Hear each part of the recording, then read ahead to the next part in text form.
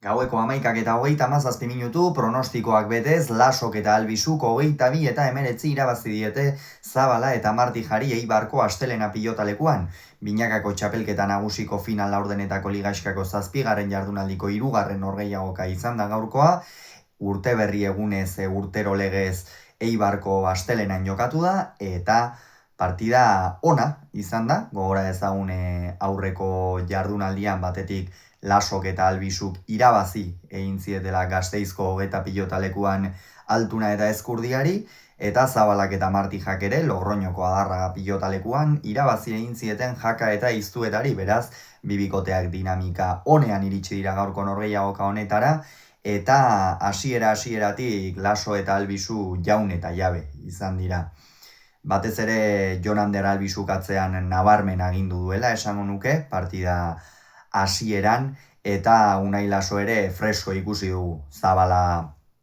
ohiko jarrerarekin, asko sartuz, Martijari alik eta pilota txar gehien kenduz, eta bera ere protagonismo nahi horrekin, baina partida hasieran nahiko maldangora jarri zaie, jada, 12:07 aurreratu baitira Laso eta Albisu lehen etenaldi horretara. Egia da, 5 eta huts erraz hasi direla irabazten, Laso sekulako erakustaldia ematen hasi da, harrapatua bukatzen, baina bestalde Zabala eta Martija ere klase handiko bikotea da, eta ez dute amore eman, eta Zabalak ere tanto ikusgarri batzuk egin ditu, sake bat ere hor ormabikoaren bitartez ikusgarria izan dena arrastoak bikain neurtuz Albisuk ere meritu handiko pilota eraman du hor, kontrakantxatik punpairez, eta urrengo pilotaka da ere Zabalaren ezkerkadaia erreboteko zuloan sartu da, eta Albisuk kontrakantxatik errebote aldera joan behar izan du, eta hala ere eraman egin du, eta benetan partida hasiera zirraragarria izan da, baina gerora abantaia hartu joan dira, pixkanaka Laso eta Albisu 12 eta 7, eta bigarren zatian bi atzelariak esango nuke dezente okertu direla. Lehenengo zatian partida bikaina jokatzen ari ziren, batez ere Jon Ander Albisu atzean dominatzen ari baitzen, baina Julen ere ongi eusten ari zen, eta behintzat aurrekoan Jakari kendu ezin izan zizkion pilota horiek gaurkoan Lasori tarteka kendu dizkio, naiz eta beste batzuetan Bizkar eta Gerendiengo aurrelariak sartzeko beta eduki duen, baina gerora 18 eta 11 iritsi dira bigarren etenaldira, eta hor batez ere Julen Martija asko okertu da. Normalean galtzen ez dituen pilotak galdu ditu, eta Zabala ezin jokoan sartuz, ezin eroso sartuz, erritmoa aldatu nahian, baina ezinean, eta Lasok eta Albisuk berriz zuzen jarraitu dute, baina dena erabakita zegoela zirudienean ordea, 15 eta 19 hurbildu dira, eta azkenerako 19 eta 21 baita ere. Hor, Jon Anderrek pilota batzuk galdu ditu,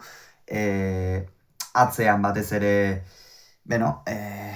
sufritu du, eta Javiri pilota batzuk etorri zaizkio, Laso apur bat ere desaktibatzea lortu dute, eta azkenerako galtzabetelan izan dute partide isteko Lasok eta Albisuk, baina azken pilotakada bat